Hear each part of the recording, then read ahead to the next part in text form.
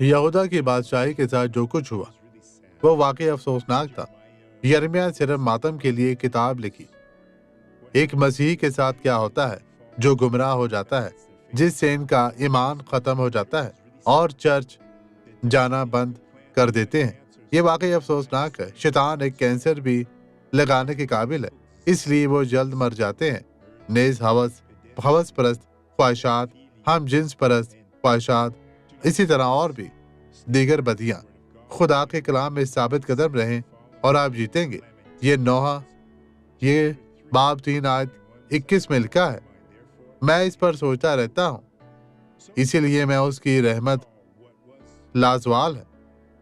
لہذا یاد رکھیں جو کچھ کہا گیا تھا جو بہت افسوسناک تھا، لیکن اسے پھر بھی امید تھی کہ خدا انہیں واپس لے آئے گا۔